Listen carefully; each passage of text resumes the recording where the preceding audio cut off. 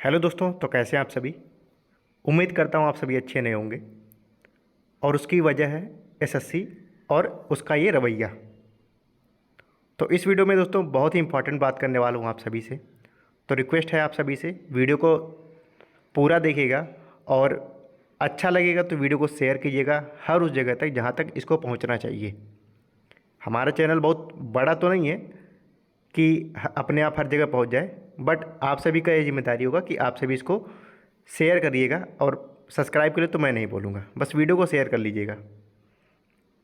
आप सभी को पता होगा कि एसएससी काफ़ी सारी एग्जामिनेशन कराती है और एसएससी ने 2024 में एसएससी सीजीएल नाम का एक फॉर्म निकाला। शुरू से ही विवादास्पद ये रहा पेपर। पहले जो है इन्होंने मनमाना तरीके से कट ऑफ बनाया, उसके बाद जो है मनमाने तरीके से इन्होंने किस कोर्ट केस वगैरह हुआ, उसके बाद कुछ बच्चों को एंट्री मिलती है। फिर इसका टीयर 2 होता है, टीयर 2 के बाद जो है ये रिजल्ट दे देते हैं। पहले सिलेक्शन के लिए ये लोग अपना फॉर्म, प्रेफरेंस फॉर्म भरवा देते हैं और हमको पता ही नहीं है कि हमारा स्कोर कितना हुआ है। भाई हमने पेपर दे दिया, पेपर में कुछ क्वेश्चन गलत होंगे, हो सकता है कुछ के आंसर गलत हों जिसको फिर बाद में करेक्ट किया जाए, ठीक है, ऐसा कुछ होता है। फिर उसके बाद जो है इन्होंने पोस्ट प्रेफरेंस भरा लिया, आप सभी को पता ही होगा। अब सारा कुछ मैटर ये है, गलती भी तुम करो क्वेश्चन की और हमसे 500-500 रुपये भी लो। ये तो वही बात हो गई ना कि मैं गलत हूँ तो पहले मुझे बताओ कि मैं गलत कहाँ हूँ और उसके लिए तुमको पैसा दो कि हाँ अब भैया लो 500 रुपया, आप यहाँ गलत हो, आप इसको फिर समझो। ये तो मैटर है इनका रिप्रेजेंटेशन का। अब इनको रिप्रेजेंटेशन में ये चीज़ नहीं दिखता है कि रिप्रेजेंटेशन अगर किसी क्वेश्चन में पड़ा है तो वो रिप्रेजेंटेशन सही पड़ा है या फिर नहीं। अभी जनगणना वाला क्वेश्चन आप सभी ने देखा होगा जिसपे सही ऑप्शन दिया हुआ है कि ये ऑप्शन सही है और उसका आंसर भी वही है, लेकिन एक क्वेश्चन में कॉमा के जगह, पॉइंट के जगह ये कॉमा दे देते हैं जिसकी वजह से पूरे पे मार्क टू ऑल कर देते हैं। यानी कि तो ये तो साफ साफ एक तरह से एक चीटिंग का प्रोसेस हो गया ना, कि स्कैम ही एक तरह से कहा जाएगा कि चीटिंग का प्रोसेस हो गया है कि भाई इस तरह क्वेश्चन रहेगा, इसमें एक ये मैं कर दूंगा, उसका जो है इस पर मार्क टू ऑल कर देंगे। ऐसा करना ही क्यों है। हम लोग तमाम मॉक टेस्ट देते हैं, मॉक टेस्ट में हम बार बार देते हैं, हर ओनली बोर्ड देते हैं, टेक्स्ट बुक देते हैं और भी चीज़ों देखते हैं, वहाँ पे तो हमको एरर नहीं मिलते हैं। आपके पास इतने बड़े आला अधिकारी हैं, आपके पास इतना मेन पावर है कि आप किसी पेपर को 135 करके 2 सेट बनाने थे आपको। पहली बात तो 2 सेट बनाने नहीं थे, 1,60,000 बच्चों का पेपर आप करा नहीं सकते हैं क्या। और अगर मान लीजिए चलिए ठीक है 2 शिफ्ट में पेपर कराया, तो आपको इतना तो समझ में होना चाहिए कि एक बार कोई एक होता है ब्लूप्रिंट होता है, उसके बाद जो फाइनल उसका किया जाता है। आपने क्वेश्चन बनाया, क्वेश्चन के लिए 2 प्रूफ रीडिंग कर सकते थे कि नहीं कर सकते थे। नहीं 2 कर सकते थे तो 1 प्रूफ रीडिंग कर सकते थे कि हाँ भैया अब एक क्वेश्चन बन गए, इसको एक बार चेक कर लो सही है कि गलत है, उसका वो कर हो जाता। लेकिन वो तो करना नहीं है तुमको।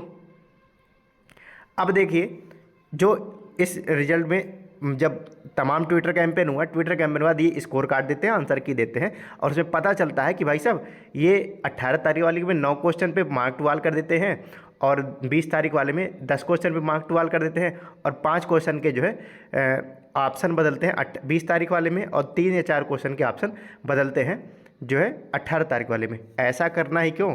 हम इस चीज़ की फेवर में नहीं है कि ये जो सॉरी ये हम ये नहीं कहते हैं, चलिए ठीक है किसी बच्चे का सिलेक्शन हुआ उसमें उसकी भी गलती नहीं है, किसी बच्चे का नहीं हुआ उसकी तो बिल्कुल गलती नहीं है आपके इस रवैये से।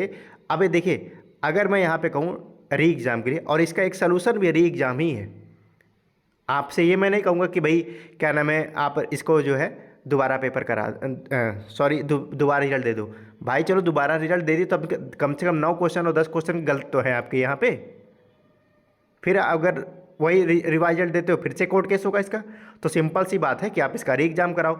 मैं सभी टीचर से रिक्वेस्ट करता हूँ जो लोग, और सभी स्टूडेंट से भी रिक्वेस्ट करता हूँ कि जो लोग जिस टीचर से पढ़ते हैं स्टूडेंट, अपने अपने टीचर से कहिए कि इसका ओनली वन सोल्यूशन है कि सबसे पहला जो है ये इनकी जो अभी प्रोसेस चल रही है, इतने फास्ट हो गए कि डीवी कराने लग गए हैं भैया। अभी रिजल्ट को आए 1 हफ्ते भी नहीं, डीवी कराने की तैयारी शुरू हो गई है। इतनी जल्दी क्यों है। अगर कुछ दाल में काला नहीं है तो इतनी जल्दी क्यों है भैया आपको। तो आप सिंपल सा एक मेरा सोल्यूशन है और जेन्युइन भी है, सभी टीचर से आप रिक्वेस्ट करिए कि एक ही सोल्यूशन रखें कि री एग्ज़ाम कराएं और 1 डे 1 शिफ्ट में पेपर कंडक्ट करवाएं। तब तक के लिए जो भी प्रोसेस ये अपना रहे हैं वो प्रोसेस पे स्टे लगना चाहिए। क्योंकि मैंने अभी कल एक मैडम का वीडियो देखा, कल उन्होंने कहा कि मैं उन स्टूडेंट्स का नहीं बोलूँगी कि जो है जो सिलेक्शन पाएगा, मैं ये नहीं कहूँगी कि स्टे लग जाए। और उसके बाद मुझे हर्ट उन बच्चों के लिए है कि जिनका सिलेक्शन नहीं हुआ, जो डिजर्विंग थे। तो फिर आप कहना क्या चाहती हो ये तो बता दो मुझे। डिजर्विंग का सिलेक्शन भी नहीं हुआ है और उसके बाद आप बोले कि मैं रिजल्ट पे स्टे भी नहीं चाहती हूँ, फिर आप वही तो 2023 वाला केस करवाना चाहती हैं क्या? कि 2023 में जैसे अभी आज तक कोर्ट केस चल रहा है, लोग ज्वाइनिंग भी कर चुके हैं, कई सैलरी भी उठा चुके हैं, फिर भी अभी तक कुछ होने वाला नहीं है।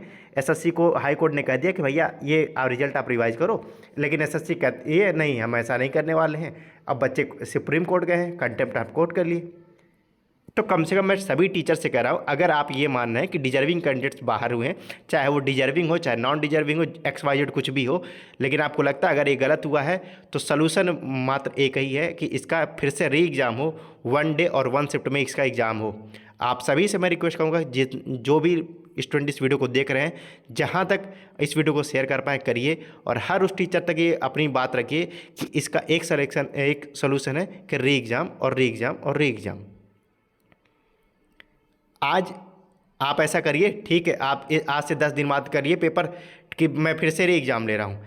आज वही 10 दिन बाद भी होगा ना कि चाहे जो अच्छा स्टूडेंट होगा वो भी वही उसी लेवल पे खड़ा है, जो नहीं है वो भी उसी लेवल पे खड़ा है, आप फिर से पेपर करा लो जैसे आपने नॉर्मलाइजेशन में किया ना।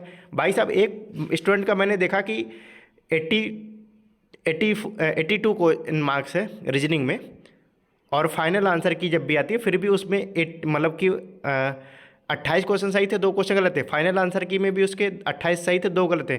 उसके 82 से फिर उसका 74 क्यों ला दिए भैया आप? ऐसा कौन सा गलत कर दिया उसने? ये नॉर्मलाइजेशन है क्या आपका?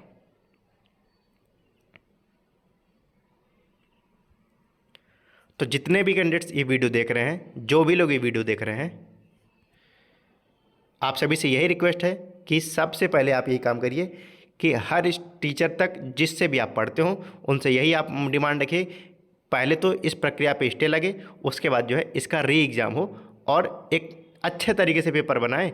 अगर नहीं बन पा रहा तो भी बता दें कि हमसे इस तरह पेपर नहीं बन पाता है, या तो तुम एक प्रोसेस ढूंढ लियो कि हमको इसी तरह से चीटिंग करनी है, इसी तरह से अपने अपने काम इसी में गोटी बैठानी है अपनी।